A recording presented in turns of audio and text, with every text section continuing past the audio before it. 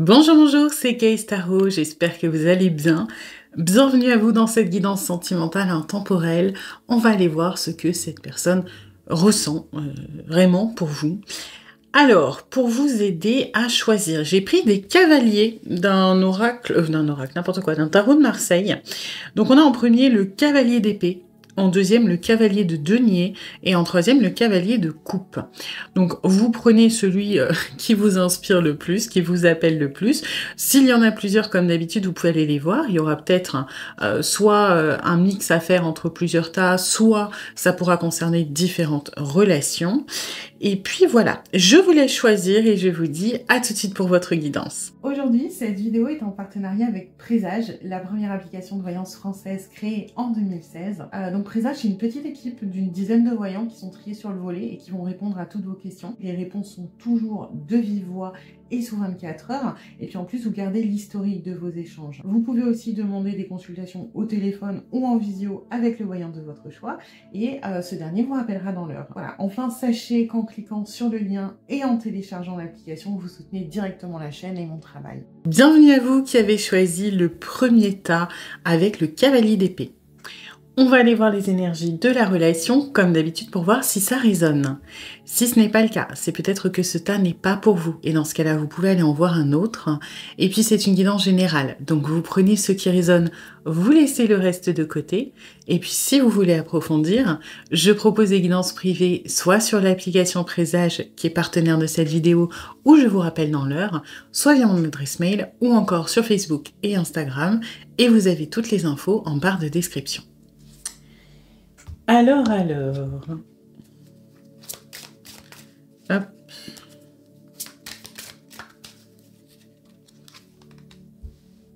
Ok.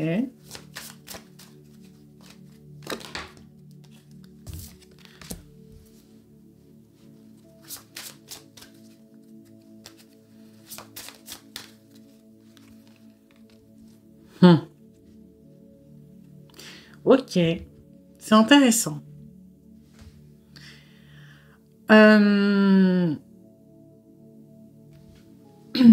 Pour moi, on parle d'une relation où vous êtes énormément... Il y a des vibes de certes de cavalier d'épée, mais de reine d'épée là-dedans, chez vous, en fait. La personne à qui vous pensez, ou du moins qui est... de qui parle cette guidance, je vais y arriver, c'est une personne qui, pour moi, elle a poussé le bouchon trop loin. Elle a vraiment, je pense, ignoré beaucoup de choses chez vous. Que ce soit du mal-être, des sentiments. Elle a peut-être été, je trouve, un peu, beaucoup... Quand je vois comment vous raisonnez par rapport à ça, un peu beaucoup égoïste. Dans le sens à beaucoup s'occuper peut-être de soi, de sa personne, de ses ressentis, de ses besoins, en occultant complètement les vôtres. Ou alors en décidant de ne pas faire d'efforts, de pas vers vous, en faisant peut-être le minimum de votre point de vue, hein, j'entends. Parce que si je canalise cette personne, elle comprend pas ce qui se passe. Hein. C'est le reste qui me fait dire ça. La personne à qui vous pensez, lui ou elle, dans sa tête, c'est « je comprends pas ce qui se passe, la personne m'a tourné le dos ». Voilà. Ou alors, je comprends, mais c'est injuste. C'est pas normal. Et on est... parce que cette carte, vous voyez, il y a l'abandon et de l'autre côté, il y a l'amour de soi. Donc, ils sont censés être l'inverse l'une de l'autre. Mais là, j'ai pas l'abandon de soi. Je ressens pas le sacrifice. Je ressens la blessure d'abandon. C'est-à-dire que la personne, de son point de vue, vous l'avez abandonné. Vous l'avez laissé derrière. Vous l'avez peut-être... rejeté aussi. Hein. J'ai des vibes de ça. Et cette personne, elle est, elle est triste, elle est pas bien, etc. Mais moi, quand je vous canalise, ben, je me dis que c'est pas pour rien, en fait. Hein. C'est-à-dire que vous, j'ai l'impression que vous avez eu peut-être un déclic. Alors, Attention, parce que c'est pas une décision qui a été évidente, hein. C'est-à-dire que, pour moi, c'est une personne où peut-être vous avez laissé plusieurs chances. Vous avez tenté d'expliquer, de faire entendre votre point de vue, de vous justifier, de vous mettre à sa place, de vraiment tout expliquer en long, en large, en travers, de pourquoi vous étiez en souffrance, pourquoi ça n'allait pas, pourquoi vous en arriviez là. Et la personne, de ce que je ressens, elle est quand même restée un petit peu muette par rapport à ça. C'est-à-dire, soit vous n'aviez pas l'impression qu'elle était spécialement concernée, soit il n'y avait pas de changement, il y avait peut-être de l'écoute, mais il n'y avait pas de changement. Et vous, c'est pas vous avez décidé j'en ai marre, je me casse. C'est plus ok, c'est plus bon pour moi. Ça me détruit, ça me fatigue, ça m'épuise, ça me vampirise. Et c'est à contre-cœur que ce lâcher prise, je sens que vous avez juste, entre guillemets, arrêté de faire des efforts et de vous sacrifier. Et cette colère avec ce cavalier d'épée, ce que je ressens, c'est que ça n'a pas été évident. C'est-à-dire que vous en avez voulu à la personne. Vous avez raison, hein, en soi. Parce que vous avez l'impression de vous être tellement adapté à cette personne sans qu'il y ait forcément le même équilibre de l'autre côté que vous savez que quelque part, si on en est là, c'est pas vraiment de votre faute. Vous avez fait tout ce que vous pouviez faire. Et puis, ça vous a fait de la peine, ça vous a fait souffrir et j'ai l'impression qu'il y a de la colère contre vous aussi. J'aurais dû le faire avant. J'aurais dû me rendre compte avant. Je suis trop bête ou trop stupide. Je savais depuis le début. J'aurais pas dû perdre autant de temps, etc. Alors que non, en soi, vous étiez peut-être pas prêt ou prête. Hein. Et du coup, pour moi, ce cavalier d'épée, je le ressens plutôt dans la détermination. Ok, c'est dur. Mais aujourd'hui, je sais, c'est bon pour moi, faut pas que j'y retourne, faut pas que j'y revienne. La personne, elle se sent abandonnée, tant pis pour elle, parce que moi, j'ai développé tous les efforts que je pouvais. J'ai investi mon temps, mon énergie, ma compréhension. J'ai essayé de me faire entendre, de me faire comprendre. Et à un moment, c'est moi qui m'épuise et pas l'autre. Donc, je dois m'y tenir. Et je sens votre résolution. Hein, votre détermination de vous dire « Ok, je lâche, tant pis. La situation, je me rends compte aujourd'hui que je ne peux pas la changer. » Malgré, ça peut être, parce que je ne sais pas si c'est très concret ce que j'explique, donc c'est un exemple, hein, c'est pas que vous êtes tous dans cette situation-là, mais c'est comme si vous étiez par exemple en couple et que vous avez absolument besoin, je sais pas... vous voulez un enfant, par exemple, et que la personne en face, elle vous dit non, et que vous vous dites, ok, on peut peut-être trouver un terrain d'entente, etc., et machin, et vous expliquez que vous, par exemple, c'est un mal-être, que c'est quelque chose que vous avez toujours voulu, que c'est quelque chose qui est nécessaire pour vous, que ça vous prend aux tripes, etc., et la personne... attention, dans cette situation, le problème n'est pas qu'elle n'est pas d'accord avec vous. C'est que vous voyez que votre souffrance et votre mal-être, ça fera pas changer la décision, quelle qu'elle soit, et ça va pas forcément amener non plus du dialogue. C'est-à-dire que c'est tout le temps à vous d'amener le sujet sur la table. Et encore, la métaphore de l'enfant, enfin l'image de l'enfant, c'est pas forcément la mieux, parce que... Je peux comprendre que là, juste, on peut arriver dans une impasse. Hein. Si la personne, elle en veut absolument pas et que vous en voulez absolument, quelque part, elle va pas non plus se sacrifier pour vous faire plaisir.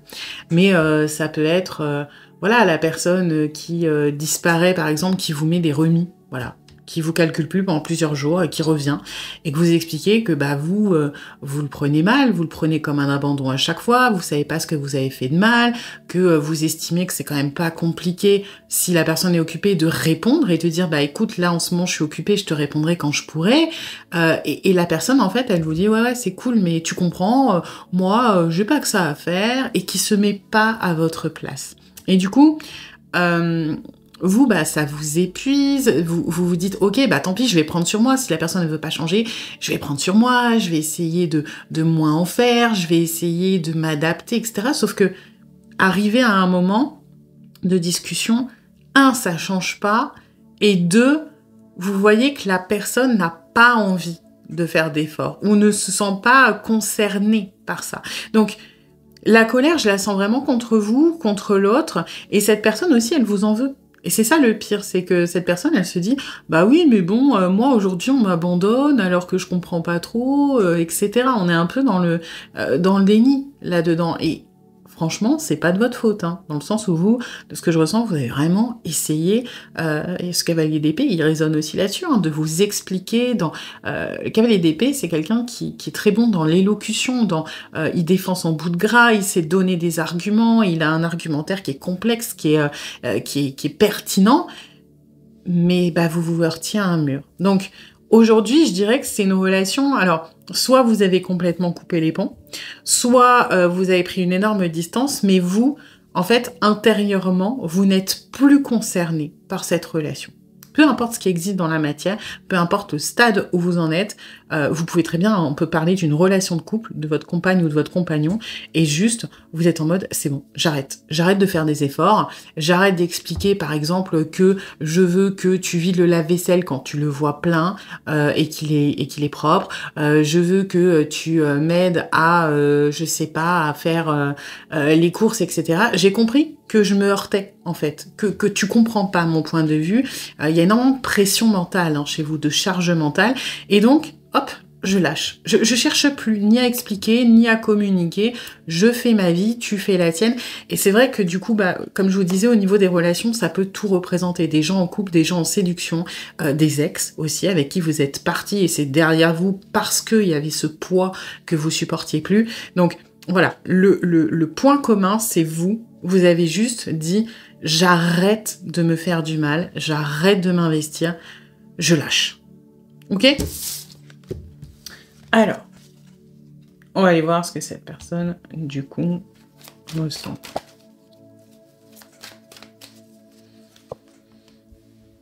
Ah bah oui. Oui. C'est pas la première fois, hein.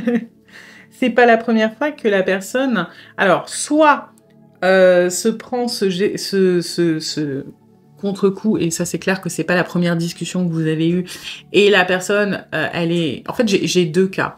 Soit ça la renvoie à des expériences passées, donc là, ça va plutôt être si on parle d'une relation dans laquelle vous êtes en séduction ou en flirt, ou en gros que vous n'êtes pas en couple, ok ?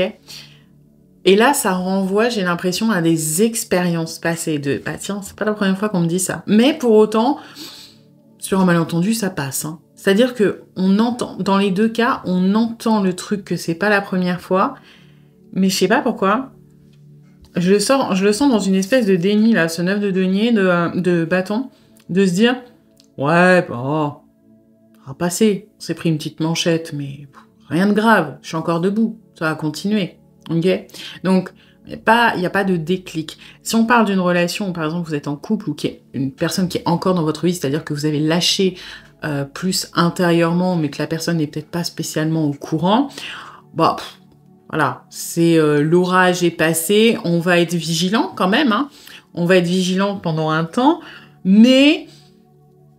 Vous voyez, je le sens très, très statique, on se raccroche quand même à sa conviction, à son truc de ok, bon, j'ai pris un petit chassé, j'ai pris un orage, mais je vais peut-être faire attention parce que je sens que ça sent un petit peu le poney, cette histoire, mais est-ce que je suis dans un réel déclic ?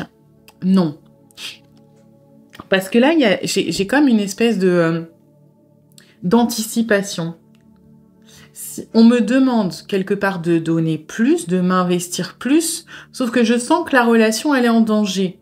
Donc je vais certainement pas me mettre encore plus en vulnérabilité et faire des efforts qu'on me demande si ça risque de pas fonctionner et que la personne risque de partir avant. Vous voyez, il y a ce truc où on se cramponne quand même hein, à ce qu'on a vécu et aussi on se base sur nos anciennes expériences de bah voilà, l'orage est déjà passé, il n'y a pas eu spécialement de conséquences, ou du moins les conséquences, elles se sont améliorées, donc voilà, on est vigilant, mais il n'y a pas besoin de se stresser plus que ça.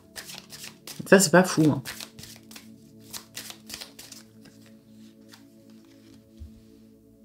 Ouais. On se protège.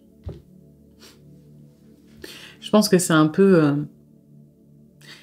le déséquilibre entre vous, quelque part. C'est que vous êtes peut-être pas assez protégé dans le don de vous. En fait, vous êtes tombé sur quelqu'un qui était beaucoup plus rigide au niveau de la protection. Donc, à un moment ou à un autre, si on veut trouver un terrain d'entente, il faut qu'il y en ait un qui cède. Et c'est vous qui avez cédé. Et cette personne, elle est attachée à vous, hein. Attention. Mais c'est bizarre parce que ce qui est compliqué, c'est que j'ai l'impression qu'on le prend un peu personnellement, comme un sentiment de rejet.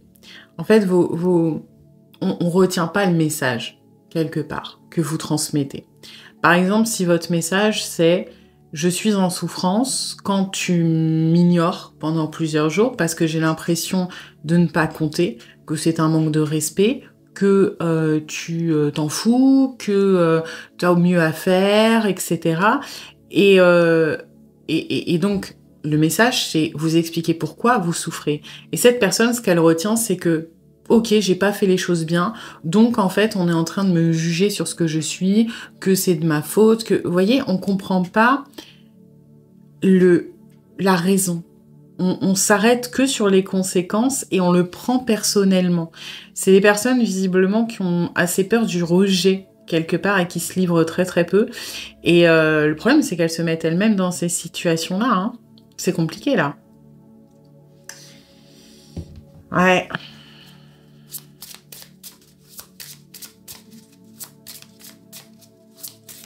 C'est pas des mauvaises personnes, c'est juste des personnes qui, aussi étranges que ça puisse paraître, parce que pour vous, c'est évident, c'est des personnes qui ne comprennent pas votre discours. Vous leur parlez une langue étrangère. Et je prends pas leur défense, hein, parce que avec quand même un minimum de justement de vulnérabilité, et si on se met un peu à la place de l'autre, même si on comprend pas, on peut essayer de faire des efforts, de demander des choses, bah, explique-moi, qu'est-ce que tu veux que je fasse, et puis changer son comportement quand c'est clairement expliqué comme vous l'avez fait. Mais voilà, c'est pas quelqu'un qui s'en fout de vous, je dirais. Ah, vous voyez, il y a ce truc-là qui ressort d'humiliation, et c'est ce que je ressentais dans ce cœur bouclier. C'est qu'on prend le jugement très à cœur. Quand vous faites une réflexion, alors que vous, c'est parce que vous êtes à bout et que vous voulez améliorer les choses, juste cette personne, elle le prend personnellement. Voilà. Ça veut dire que je suis pas assez bien. Ça veut dire que je suis lâche. Ça veut dire que... Donc cette personne, comme elle est en train de me rejeter et qu'elle me juge, bah, je vais encore plus rentrer dans ma grotte. Donc là, ça entre complètement en contradiction, vos trucs. Hein. Puis il y a l'humiliation, là aussi, par rapport à la situation actuelle, de se sentir abandonné. Hein. De se dire... On est beaucoup dans la mauvaise foi, quand même, chez cette personne. Après, c'est des mécanismes de défense de... oui, moi, je comprends pas, je trouve pas que j'ai été si horrible, je trouve que cette personne, elle exagère. Et là, on est un peu dans le gaslighting, quand même, on veut pas reconnaître sa part de responsabilité. Cette personne, elle exagère, elle est hypersensible. Alors, attention, hein, c'est parce que ça le ou la touche, cet abandon, ce lâcher-prise et le fait que vous, bah, vous soyez à bout. C'est vraiment particulier parce que on n'est pas là pour rentrer dans le jugement et dire qui est gentil, qui est méchant. Et pour autant, voilà, dites-vous bien que c'est neutre. Hein. C'est-à-dire que moi, je vous dis ce que cette personne, elle ressent. Tout est à prendre dans les nuances, de toute façon. Et ça va s'exprimer de manière plus ou moins importante selon les cas. Il y a des personnes pour qui on est sur des gens qui sont vraiment narcissiques, qui se sentent humiliés que vous soyez partis, qui n'ont pas l'intention de changer, qui se protègent et qui ont envie que vous soyez bobonne un petit peu, hein, même si vous êtes un homme, et qui ne feront pas d'efforts. Et à côté de ça, on est aussi sur des gens qui ont des caractères évitants, qui ont énormément de mal à s'impliquer dans des relations émotionnelles, qui ont énormément de mal à laisser rentrer les gens dans leur intimité, pour qui tout est très compliqué.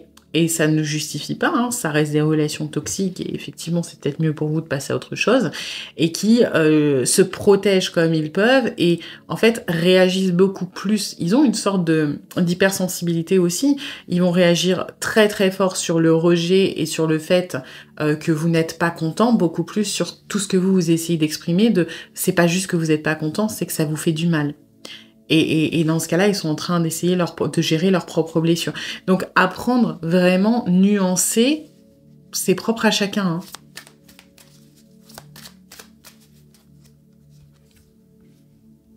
Mm. Oui, pour moi, on avait et on a toujours, hein, de toute façon, des plans avec vous, puisque ce que je vous disais, ce 9 de bâton, je le sens un peu dans le déni. Cette personne se dit, bon, bah, c'est un orage, mais ça va passer. Donc voilà, on se dit, ok, là, j'ai pris cher, je suis pas bien, j'ai l'impression qu'on me reproche des trucs un peu abusés que j'entends pas, mais c'est pas grave, on va repartir et ça va se calmer et puis tout va s'arranger. Donc, ouais, on est dans le déni, hein.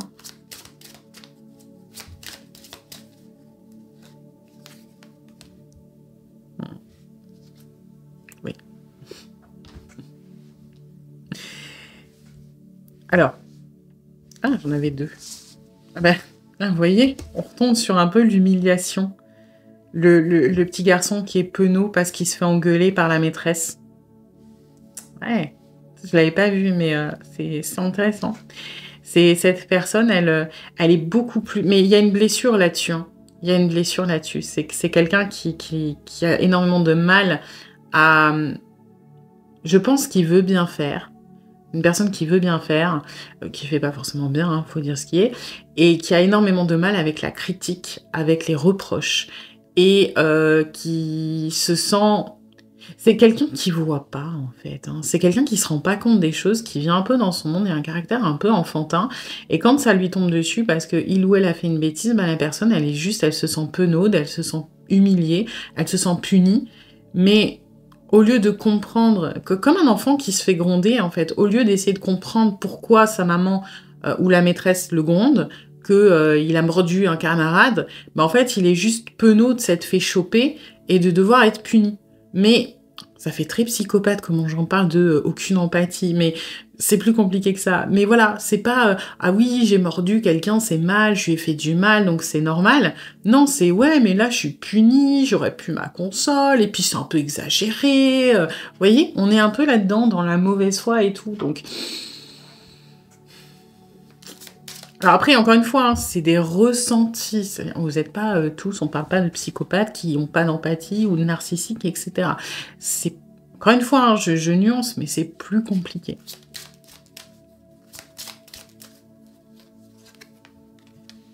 Ouais, et vous voyez, on est complètement dans la rêverie, dans l'illusion de ça va aller, si on s'accroche, ça va fonctionner. D'ailleurs, c'était même pas ça que je voulais tirer, décidément. C'était ça. Ouais, voilà. On est encadré par des bâtons. Oui, du coup, c'est oui, voilà. Ça va, l'orage va passer, ça va continuer. On est un petit peu, bah, justement, un peu d'élu, là. Un peu dans ça va aller, si on continue, si on fait 2-3 efforts, tout va s'arranger, il n'y a rien qui va changer. Et là, on retrouve quand même hein, ce côté très... Il y a des choses qui sont non négociables, quoi. J'ai beau aimer cette personne, j'ai beau me protéger, j'ai beau être particulièrement atteint ou atteinte par son jugement, je préfère me dire que les choses vont changer toutes seules. Et ça, quelque part, si ça a fonctionné jusqu'à maintenant et que c'est vous qui avez toujours fait l'effort de vous adapter, c'est pas non plus complètement déconnant que cette personne, elle ne voit pas que cette fois c'est différent. C'est-à-dire que là, il ou elle se dit, bon bah voilà, ça va s'arranger, moi bah, j'ai décidé qu'il y a des trucs que je changerai pas ou que c'était pas important, que là j'étais un peu punie pour rien, donc on va juste attendre que ça se remette sur les rails. Donc voilà, si vous espérez que c'est le déclic, que cette fois vous avez fait différemment, que cette personne va revenir vers vous, et s'excuser ou changer son comportement, on n'est pas à ce stade du tout. Peut-être après, hein, mais là, pas du tout. Hein. Là, on est dans bon, ça va passer. Voilà. Écoutez, j'espère que cette guidance aura plu, mais vous aura surtout aidé. Si c'est le cas, eh bien, n'hésitez pas à liker, à partager, à commenter, à vous abonner. Et puis moi, eh bien, je vous dis à bientôt pour une nouvelle guidance. Bienvenue à vous qui avez choisi le deuxième tas avec le cavalier de denier. On va aller voir les énergies de la relation, comme d'habitude, pour voir si ça résonne. Si ce n'est pas le cas, c'est peut-être que ce tas n'est pas pour vous. Et dans ce cas-là, vous pouvez aller en voir un autre. Et puis, c'est une guidance générale. Donc, vous prenez ce qui résonne, vous laissez le reste de côté. Et puis, si vous voulez approfondir, je propose des guidances privées, soit sur l'application Présage, qui est partenaire de cette vidéo, où je vous rappelle dans l'heure, soit via mon adresse mail, je vais y arriver, ou encore sur Facebook et Instagram. Et vous avez toutes les infos en barre de description. Alors, c'est un peu dur aujourd'hui, je vous préviens. Alors. Ok.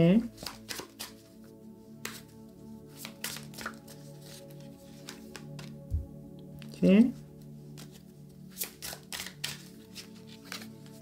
Bon. Tous les voyants sont au vert ou au jaune. Tout va bien. Bon, alors, pour moi, on est sur une espèce de début de relation, là. Ouais.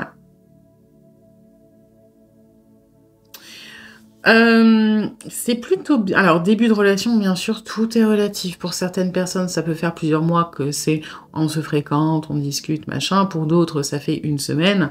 Voilà, hein, tout est relatif. Je dirais c'est un début de relation au niveau de la construction dans la matière. C'est-à-dire que vous pouvez être en couple hein, avec cette personne, c'est pas le problème, mais on est au début de la construction. Ce qui est intéressant, c'est que j'ai l'impression qu'on est sur deux personnes qui ont pas mal galéré, qui ont pas mal souffert, qui ont beaucoup, je pense, traité leurs blessures, qui ont beaucoup travaillé sur elles. Parce que, vous voyez, cette force-là, moi, je la sens en force de... j'ai dû m'en sortir. La force, elle vient de moi. J'ai travaillé, j'ai bossé, je suis allée creuser dans les abysses de mon inconscient, de mes blessures, etc. Et aujourd'hui, dans votre cas, j'ai l'impression d'avoir dépassé des paliers. J'ai l'impression d'avoir passé des caps. Que peut-être que je prends conscience dans cette relation que j'ai certains schémas qui s'expriment moins, qui ont disparu, que j'ai certaines insécurités qui ne m'embêtent plus aujourd'hui. Alors, ça peut être grâce à votre travail, mais en plus accentué parce qu'il y a particulièrement un bon feeling avec cette personne. Hein. Pour moi, c'est un mélange des deux. Où je suis content ou contente, j'arrive soit à me lancer alors que j'avais un problème d'engagement, soit à pas être dans la servitude si vous aviez ce genre de choses-là, où je me rends compte que j'ai plus besoin de soigner ou de sauver la personne. Vous faites vraiment, je trouve, le avant-après, quoi. J'y arrive, je suis content, je suis fière de moi parce que je trouve que ça a changé, que j'ai changé, que c'est moins pénible, que c'est moins anxiogène, que c'est plus simple, plus rassurant, plus sécurisant. Et la personne à qui vous pensez, on est un peu sur les mêmes vibes, mais plutôt dans « je reprends l'espoir ». Voilà, peut-être que ma relation avant, où j'ai eu une relation qui m'a fait énormément de mal, je pensais plus peut-être rencontrer quelqu'un qui pourrait me correspondre, ou avec qui ça passerait bien, ou avec qui je me sentirais bien, ou en sécurité. Et aujourd'hui, bah, je me surprends un petit peu à me dire que y a moyen que ça fasse quelque chose de sympa, que ça grandisse, que ça puisse... évoluer, etc. Dans votre cas, ça peut être aussi cette réussite, je ressens pour certains d'entre vous. Alors, ça va pas sonner très bien, mais j'arrive à clôturer un chapitre, vraiment à tourner une page par rapport à une autre relation. Ça peut être, par exemple, vous étiez dans le mal avec quelqu'un, je sais pas, qui n'avançait pas, ou etc. Et là, vous vous dites, bah, je pensais que j'allais m'enterrer là-dedans parce que malheureusement, j'arrivais pas à trouver de l'intérêt pour d'autres personnes. Et cette personne est arrivée et je me rends compte que, en fait, si. En fait, ça y est, là, je suis avec quelqu'un ou j'ai rencontré quelqu'un qui me donne ce que je recherche, qui est pas bloqué, qui est... Et du coup, bah, l'autre personne, même si vous avez peut-être encore un peu de l'attachement, ça part pas comme ça, bah, j'arrive à me dire que j'arrive à avancer. Vous voyez, il peut y avoir de ça chez vous. Hein. Et la personne à qui vous pensez,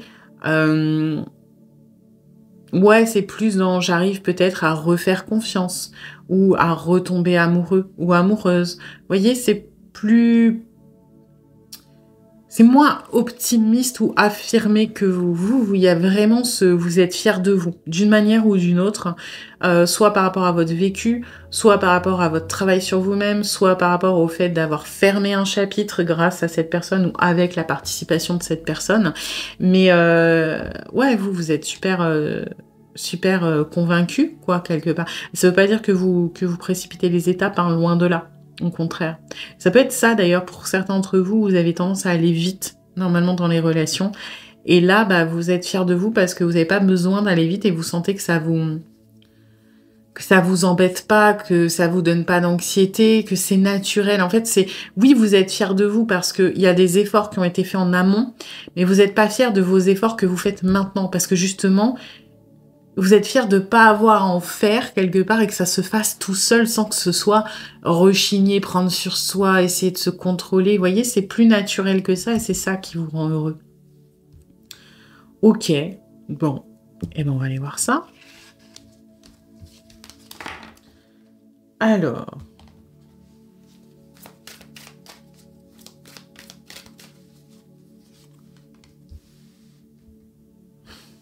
Ouais. Ok. C'est pas négatif. Mais ça rejoint un peu ce que je ressentais sur cette espèce d'espoir. Pour moi, il y a une relation sentimentale qui s'est pas bien passée, hein, chez cette personne et qui fait que pendant très longtemps, on a eu un vide, un gouffre. La reine de denier, elle parle... Enfin, moi, elle me parle souvent de ça. Quand on a quelque chose qui est vide et qu'on essaye de remplir. Et qu'on va essayer de remplir avec potentiellement de l'hyperactivité, de la polyvalence pour s'occuper l'esprit. Vous voyez ? Par exemple, vous avez faim, ben vous allez aller chercher un milkshake, de l'eau, vous allez aller, je sais pas, en fait, rentrer, essayer de compenser, mais parce que vous ne pouvez pas, il n'y a pas de nourriture. Vous voyez, le truc que vous voulez réellement n'est pas accessible. Donc, vous allez aller remplir ce vide avec d'autres choses. Après, voilà, moi, c'est comme ça qu'elle me parle souvent. Et là, c'est ce que j'ai, c'est que cette personne, elle n'avait plus spécialement d'espoir parce qu'elle a vécu un deuil, quel qu'il soit, d'une relation. Hein. Ça peut être un vrai deuil ou un deuil, genre une rupture, un abandon, etc. Et c'est comme si elle s'était dit, bon... Peut-être que je peux compenser avec des gens, mais je sais pas, peut-être que je les aimerais pas autant parce que ce truc que j'ai là, ce vide qui a été laissé, je peux pas le remplir avec quelqu'un d'autre. Cette place, quelque part, elle est prise. Vous voyez ? Donc, je peux essayer de compenser, par contre, je peux essayer de me perdre dans le travail, je peux essayer de me perdre dans...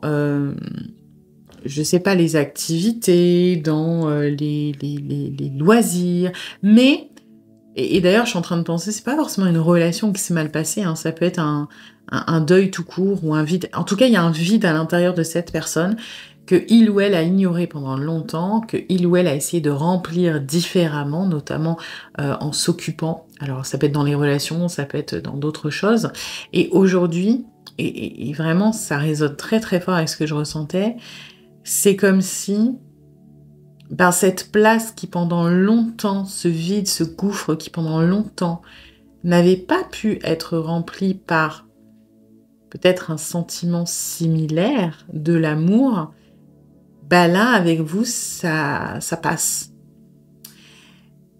Vous ne remplacez pas cette personne, attention, hein, mais vous apportez, vous avez une importance quelque part similaire. Après, on choisit pas dans le sens où, si on imagine un cœur qui est rempli d'amour pour plein de choses, c'est interchangeable.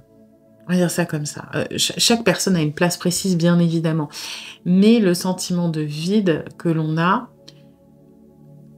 quand c'est l'amour d'une personne, on peut pas le remplacer par de l'ambition, de la joie en soirée. Ça peut faire le taf pour remplir un peu, mais ça ne remplace pas. Alors que vous pouvez très bien, par exemple, vous connaissez une rupture qui est très difficile, vous vous sentez seul, vous vous sentez abandonné, vous pouvez le remplacer en aimant quelqu'un d'autre. Vous aurez toujours le vide de l'autre personne parce que la personne n'est pas réellement remplaçable, mais c'est plus ou moins équivalent. C'est-à-dire que dans la réalité, vous vous sentirez moins seul parce que vous allez pouvoir vous sentir soutenu, donner de l'amour, en recevoir. Donc ce sera différent, mais en même temps, ce sera un peu équivalent. Vous voyez ce que je veux dire? Une sorte de... Ça ne remplace pas, jamais, mais ça peut faire l'affaire. On va dire ça comme ça. Et ça peut aussi s'exprimer sur des amours qui ne sont pas du même ordre. Par exemple, vous connaissez malheureusement un décès dans votre famille, votre frère, votre sœur, vous étiez très très proches, et ça va vous laisser un vide.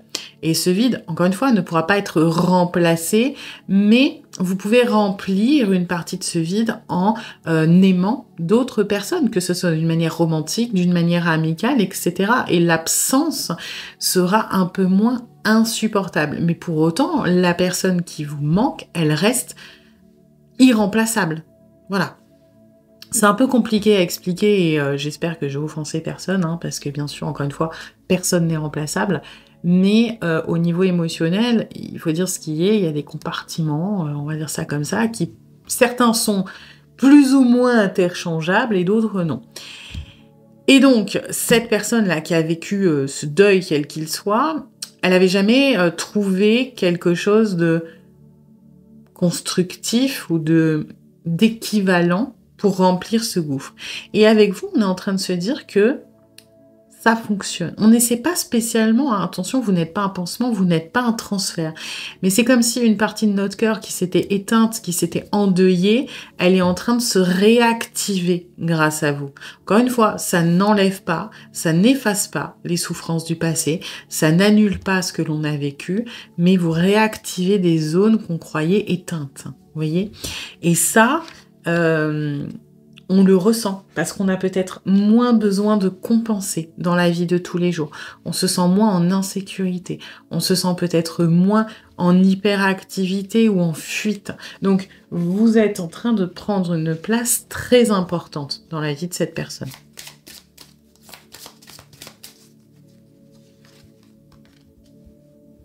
Ouais. Et vous voyez là, ce cœur lunaire, dans ce jeu-là, alors oui, des fois, il parle d'illusion, mais la plupart du temps, il va plutôt parler de rêve, vous voyez, d'espoir, justement. Hein. Ça résonne encore avec cette énergie-là. On a l'espoir, on commence peut-être pour une fois à se projeter, à voir plus loin, à avoir envie d'avancer. Et j'ai l'impression que malgré vous aussi, vous apportez beaucoup de clés à cette personne. Beaucoup de... peut-être de pistes de réflexion, où vous arrivez à débloquer peut-être des choses qu'on avait enfouies. Vous voyez, il y a ce truc de... On a des réponses avec vous en plus de ça. Et comme on a des réponses, comme on a l'impression que les choses se débloquent, comme on a l'impression de pouvoir y croire, on a envie d'y croire. Et ça, c'est pas anodin pour cette personne. Je trouve ça joli.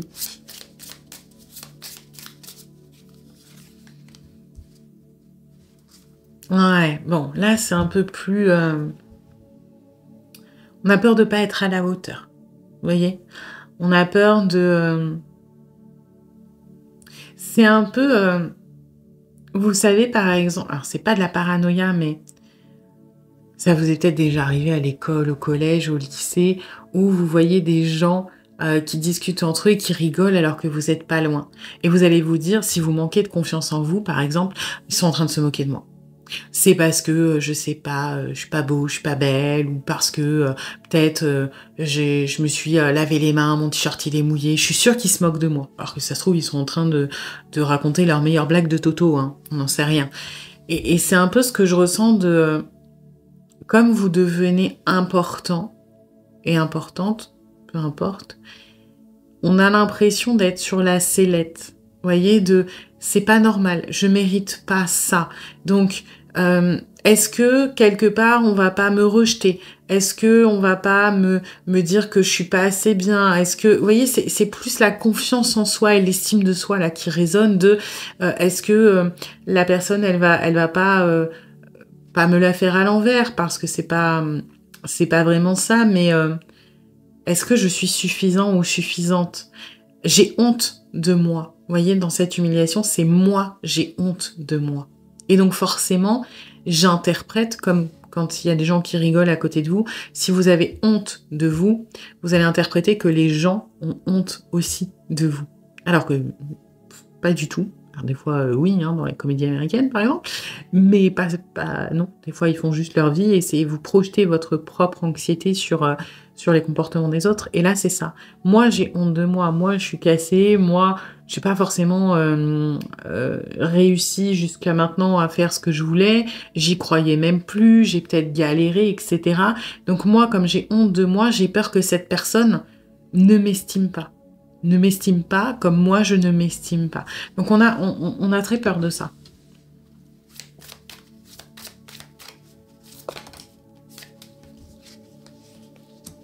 Ouais, pour autant, on a envie d'avancer avec vous, hein. Et ça résonne avec ce cavalier de denier et cette personne dans cet espoir, elle se projette avec vous.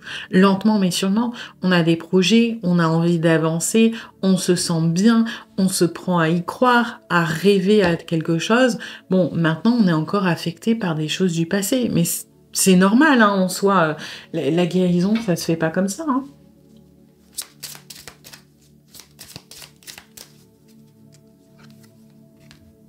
Hmm.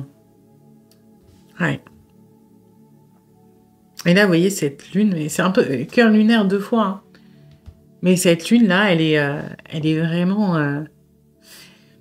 dans le rêve, dans l'espoir, dans aussi, et ça résonne aussi avec ça, cette histoire de choses cachées qui ressortent avec vous, ou du moins qu'on ne peut plus, peut-être plus ignorer, qui se montrent, que vous mettez en lumière. C'est-à-dire que, est-ce qu'on avait réellement conscience de notre comportement, par exemple, d'essayer de remplir un vide, d'essayer de compenser, d'essayer d'éviter de traiter certaines choses? Je pense qu'on n'en avait pas confiance, hein. On était plutôt, bon, bah, c'est la vie, on avance, et que vous mettez en lumière cette partie qui est peut-être un peu cassée, qui est peut-être un peu abîmée, qui a besoin qu'on s'occupe d'elle, et ça fait du bien, quelque part. On a l'impression de quelque chose de doux venant de vous. Quelque chose qui nous ramène à notre émotionnel, mais de manière douce, de manière nuancée, d'une manière qui fait pas peur, quelque part. On a l'impression d'être... C'est très féminin, la lune, hein.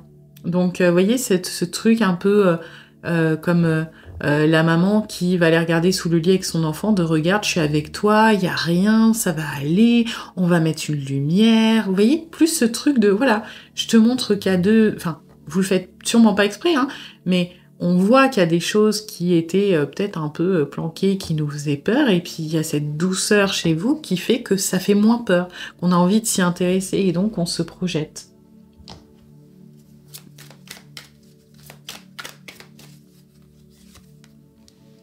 Mmh. Ouais. Et là, ça résonne encore avec ce cavalier de denier. On veut quelque chose de très traditionnel, hein. On veut quelque chose de... un peu... peut-être qu'on avait oublié ça. On veut un truc tranquille. Vous voyez, le truc basique, voilà, on est en couple, on avance ensemble, on fait des projets, on va en vacances, on emménage ensemble, etc. On a envie de stabilité, de sécurité. On a envie de normalité. Quelque chose que peut-être, avec les coups durs qu'on a vécus, les deuils qu'on a vécus, je vais pas dire qu'on y avait renoncé, mais je pense qu'on était beaucoup en mode survie.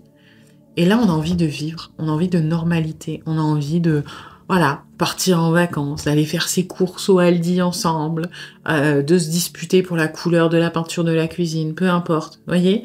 On veut avancer lentement avec vous, suivre un petit peu le moule, voilà, ce que les autres y font traditionnellement, et vivre de manière paisible, pleinement, sans devoir flipper, sans devoir fuir, sans devoir se prendre la tête, se garder occupé. On a envie de repos et de stabilité avec vous. C'est une belle déclaration d'amour, je trouve, et c'est une belle guérison qui est en cours. Voilà. Eh bien écoutez, j'espère que cette vous aura plu, mais vous aura surtout aidé. Si c'est le cas, eh bien n'hésitez pas à liker, à partager, à commenter, à vous abonner. Et puis moi, eh bien je vous dis À bientôt pour une nouvelle guidance. Bienvenue à vous qui avez choisi le 3e tas avec le cavalier de coupe. On va aller voir les énergies de la relation comme d'habitude pour voir si ça résonne. Si ce n'est pas le cas, c'est peut-être que ce tas n'est pas pour vous. Et dans ce cas-là, vous pouvez aller en voir un autre. Et puis, c'est une guidance générale. Donc, vous prenez ce qui résonne, vous laissez le reste de côté. Et puis, si vous voulez approfondir, je propose les guidances privées, soit sur l'application Présage, qui est partenaire de cette vidéo, où je vous rappelle dans l'heure, soit via mon adresse mail, ou encore sur Facebook et Instagram. Et vous avez toutes les infos en barre de description. Alors...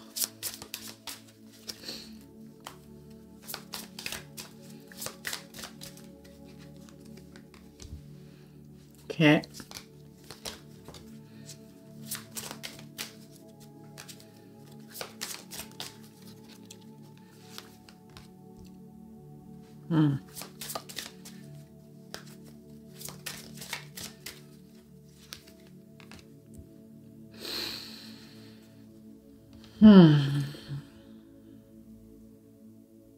Ok.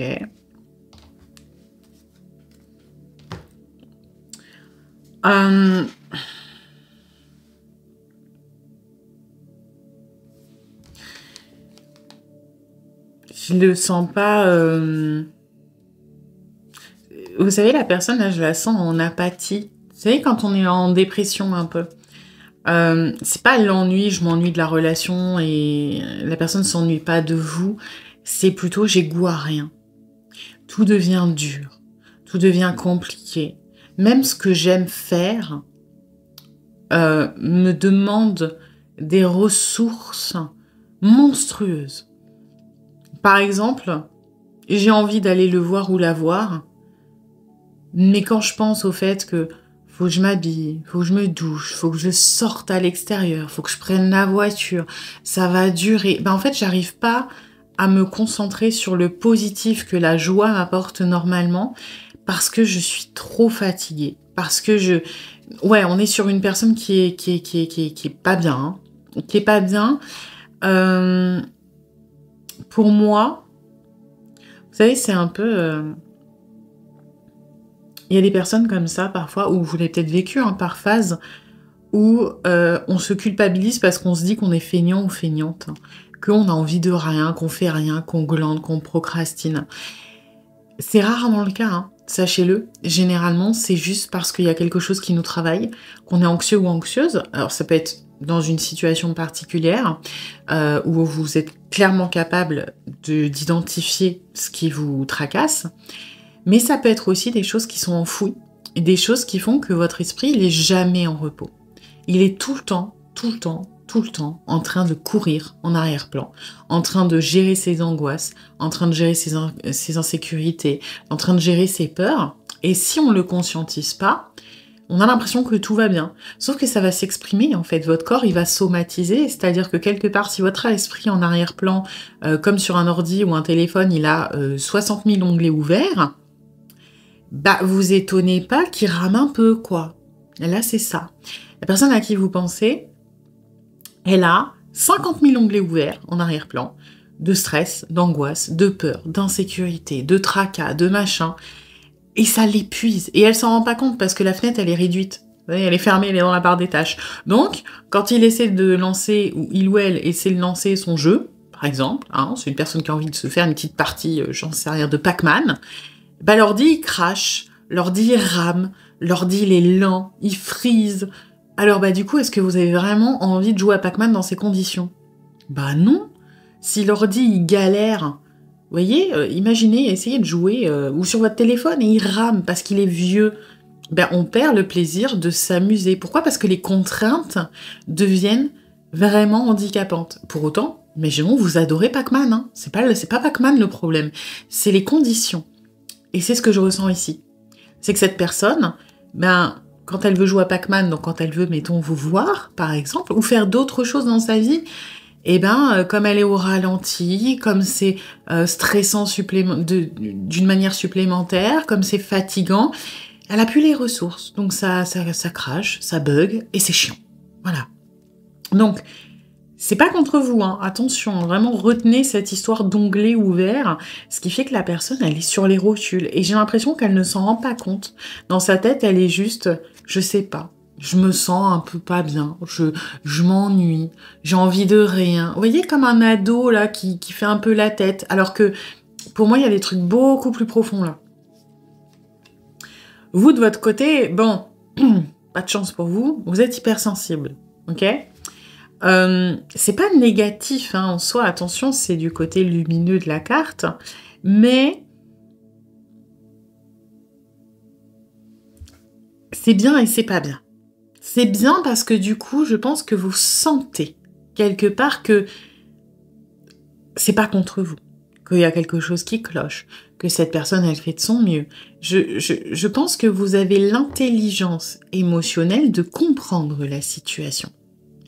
Mais il n'empêche que à l'intérieur, votre émotionnel, il est un peu blessé par ce qui se passe. Parce que même si, quand vous êtes à tête reposée, que vous arrivez à prendre de la distance, vous dites, bah oui, cette personne, elle est fatiguée en ce moment, de toute façon, elle me voit pas, mais elle voit pas ses potes non plus, par exemple, elle sort plus. Vous êtes capable de démêler les choses et de vous dire, ouais, c'est pas contre moi. Mais votre émotionnel, lui, il est pas pareil, hein. Et lui, il se dit, ok, moi je me sens rejeté, moi je me sens invisible, moi j'ai l'impression de pas exister, j'ai l'impression qu'on n'a pas envie de me voir, j'ai l'impression qu'on m'aime pas, j'ai l'impression qu'on m'accorde pas d'attention. Et du coup, c'est un peu compliqué parce que vous hésitez entre... Et c'est là où le cavalier de coupe va s'exprimer. Le cavalier de coupe, c'est une très belle carte, mais c'est aussi une carte qui est très... je vais pas dire qu'il peut être très négative, mais... Le cavalier de coupe, parfois, il brasse de l'air. Parce que il peut être un peu dans le too much. Il peut être un peu... Des fois, on se demande si c'est du lard ou du cochon. Voilà. On se demande s'il y a baleine sous gravillon. Parce que le cavalier de coupe, par exemple, il va être très démonstratif, il va être dans la romance, il va offrir des fleurs, il va vous préparer un pique-nique, il va aller dézinguer du dragon pour vos beaux yeux. Ça peut être très romantique. Mais des fois, on peut se demander c'est quoi, en fait, les intentions. Est-ce que c'est parce qu'il veut vous mettre dans votre lit? Est-ce qu'il est sincère? Est-ce qu'il est réellement romantique? Est-ce que il fait pas un peu, il brasse de l'air pour lui briller à travers ses exploits? Est-ce qu'il essaie pas de vous faire avaler des couleuvres? Est-ce qu'il est pas en train de vous flatter beaucoup plus que ce qu'il ne pense réellement? Vous voyez, il y a cette dualité dans le cavalier de coupe où ça dépend. Voilà. Quand il y a une personne qui a trop d'attention, alors des fois, juste elle est comme ça et c'est génial, soit des fois on se dit, est-ce que c'est vrai? Est-ce qu'on n'est pas en train de me la faire à l'envers? Et pour moi, vous êtes dans cette dualité-là avec votre hypersensibilité, c'est-à-dire de, pragmatiquement parlant, je comprends la situation, émotionnellement, je comprends pas, parce que je pense que cette personne, quand même, elle fait des efforts de temps en temps, et vous êtes ok, est-ce qu'on n'essaie pas de me la faire à l'envers? Parce que cette personne, quand elle est avec moi, par exemple, tout se passe bien, tout est génial, on discute pendant des heures, il ou elle se confie, on fait des sorties, mais des fois, j'en entends plus parler pendant 5 jours. Alors du coup, est-ce que ce too much, c'est pas parce que, à ce moment-là, il ou elle s'ennuyait, ou il ou elle essaie de me garder sous le coude, et que le reste du temps, en fait, c'est la réalité. Vous savez pas quelle facette existe réellement. Et c'est normal que parfois vous essayez de vous protéger, donc quand il y a des choses négatives, parfois vous allez plutôt être dans le non, il faut que je me protège, cette personne elle me mène en bateau, même si je pense que votre intelligence émotionnelle, elle vous dit, je pense que c'est plus compliqué que ça. Donc on est sur une personne pour moi qui a des chauds-froids avec vous, qui est drainée, vraiment drainée, et je pense que vous devez le sentir, même quand vous le ou la voyez, ou quand vous lui écrivez, que des fois c'est... Ouais, vous pouvez sentir ce côté j'ai envie de rien, j'ai la flemme, faudrait que je fasse ça. Ça peut s'exprimer au quotidien. Hein. Ouais, faudrait que je contacte, je sais pas moi, Pôle emploi, mais je le ferai plus tard.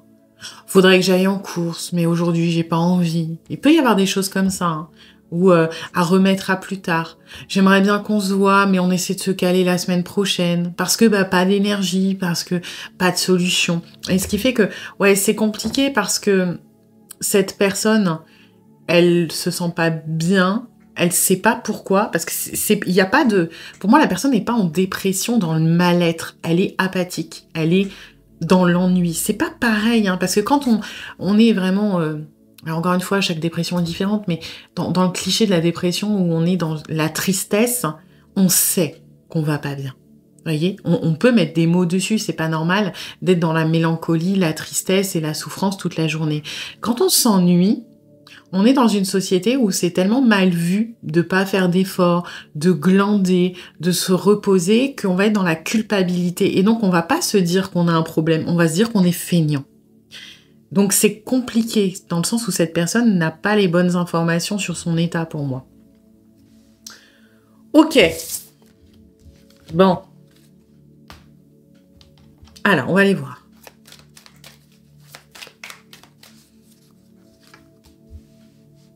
Bah, vous voyez, c'est plutôt positif, hein. Mais c'est marrant parce qu'à l'image du magicien, le magicien, il est souvent décrit comme... Il a tous les outils, puisqu'il a les 4 suites du tarot sur son iconographie. Hein. Il a toujours l'épée, la coupe, le denier et le bâton. Mais il est à l'aube de son spectacle. Voilà. Qu'est-ce qu'il va en faire? Il a le potentiel. Maintenant, dans les interprétations, c'est souvent exprimé, ressenti, expliqué que parfois, ce qui manque au magicien, c'est de se lancer. Et je trouve que c'est un peu le même ressenti que j'ai là, c'est que cette personne, encore une fois, ne comprend pas pourquoi il ou elle se sent vide. Parce que il ou elle n'a pas à se plaindre. Et notamment par rapport à vous, on se sent bien, on a tout ce qu'il faut, on a le potentiel, on sait que ça peut marcher, on vous aime beaucoup, mais on n'a pas la force, le courage de se lancer vraiment, de s'investir vraiment. Pourquoi? Bah parce que peut-être qu'on sait que quand on va se lancer dans le spectacle, on va devoir être focus à 300%. Est-ce qu'on se sent de y aller en continu? On ne sait pas. Donc oui, on sait qu'on a tout ce qu'il faut pour que ça soit un succès. Mais est-ce qu'on va réussir à aller jusqu'au bout?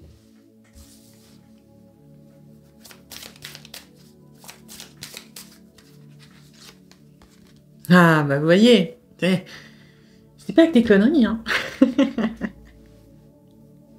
On est essoufflé, ben oui, on est épuisé. Et c'est dommage parce que le cœur mène vers vous. Moi, j'ai vraiment une personne qui est attachée, mais une personne qui a plus les ressources. Et je sais que c'est très difficile à comprendre, mais quand on est épuisé, réellement, les choses qui nous apportent du plaisir deviennent une contrainte. Et peu importe à quel point on aime cette chose.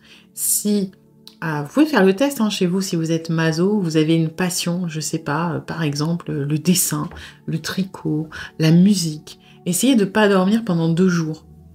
Et regardez si vous avez envie de faire du dessin, du tricot ou de la musique. Vous allez avoir la flemme. Vous allez dire « Ah, je préfère scroll sur mon canapé et rien faire. » On rentre dans une espèce de côté apathique où on a envie de rien parce que tout devient contraignant. Et peu importe l'amour qu'on porte à la chose ou à la personne dont il est question. Et là, c'est ça. C'est que on a le potentiel, encore une fois, on est très attaché à vous, mais on n'est pas capable de tenir la distance. On a besoin de s'arrêter, on a besoin de souffler, on a besoin de se libérer la tête, là. Il y a des choses qui tournent en arrière-plan, qui moulinent, qui sont en train d'épuiser cette personne. Et vraiment, le pire, je reviens là-dessus, c'est que c'est vicieux parce qu'on s'en rend pas compte, parce que pour moi, il n'y a pas vraiment de mal-être visible. Et du coup, c'est très compliqué de se déculpabiliser et de se dire, ok, en vrai, j'ai quelque chose qui ne va pas, j'ai quelque chose qui me préoccupe, et tant que j'arrive pas à mettre le doigt dessus, parce que comme tout est inconscient, on n'est même pas forcément capable de se dire qu'est-ce qui nous tracasse à ce point. Parce que pour que ça s'exprime comme ça par, vous imaginez le vélo qui mouline en arrière-plan, c'est qu'on ne sait pas ce qui mouline en arrière-plan. Parce que si on en avait conscience, on aurait ces sentiments de stress, de colère, de tristesse. Alors que là, non, juste on est fatigué. Donc ouais, on tient beaucoup à vous, mais on n'a pas les ressources. Hein.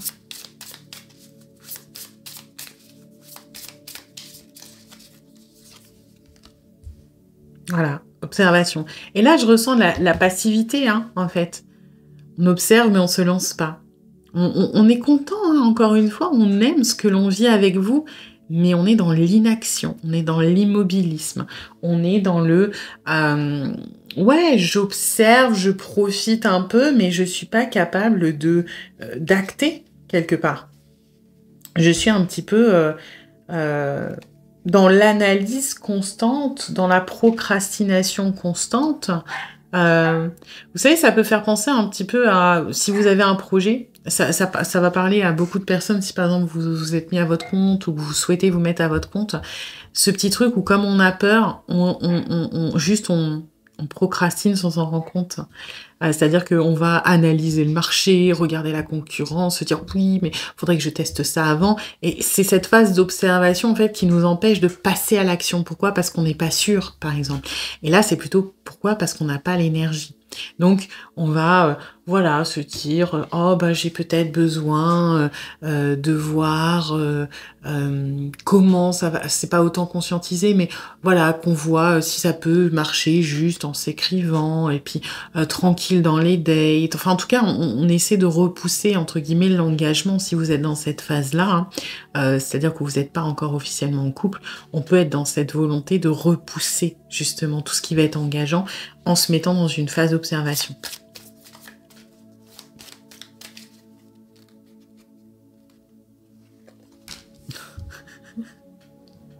L'observation encore, hein, on reste de loin, on se mouille pas, mais surtout on ne participe pas. On n'est pas l'acteur hein, là de sa vie, hein. On n'est pas l'acteur de la relation. Non, on observe, on reste de loin, on n'est pas capable, encore une fois, hein, comme le magicien, on n'est pas capable de s'impliquer, on n'est pas capable de mettre des choses en action ou en œuvre, alors on reste sur le côté et on vit un peu comme on peut la situation, mais de côté, quelque part. Et j'insiste là-dessus, ce n'est absolument pas lié à vous, ce n'est absolument pas lié à votre valeur ou à ce qu'on pense ou ce que l'on ressent pour vous. Encore une fois, pour moi, on est très attaché à vous parce que croyez-moi, c'est horrible comment je vais le dire, mais vous êtes une contrainte actuellement. Vous demandez de l'énergie et des ressources à une personne qui n'en a plus. Donc, même si cette personne est de côté ou vous met de côté, c'est quand même de la ressource. C'est quand même de l'énergie. Si vous n'aviez pas d'importance, ou moins, cette personne, elle aurait pu du tout contacter avec vous. Elle s'embarrasserait pas de ça. Ok?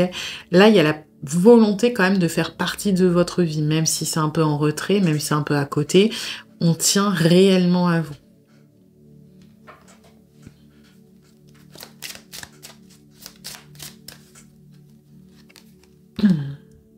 Ouais. Là, je le ressens au sens littéral, hein, ce fouet. On aimerait se mettre un coup de fouet.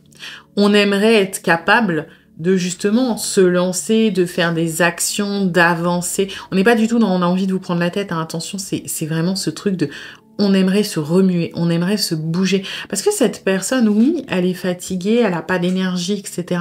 Mais vous comptez pour elle. Et on a peur, hein. On a peur de vous perdre. Et je pense que ces coups de fouet-là, c'est, je vous disais, je pense qu'il y a des chauds froids dans votre relation.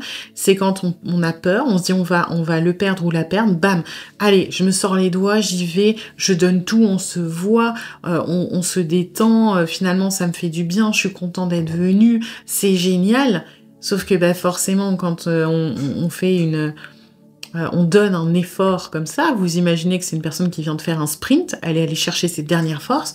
Après le sprint, eh ben, elle a besoin de récupérer, hein, parce qu'elle n'était pas en état de faire le sprint d'ailleurs. Donc son délai de récupération va être plus long. Et donc ça peut donner effectivement des je disparais de temps en temps.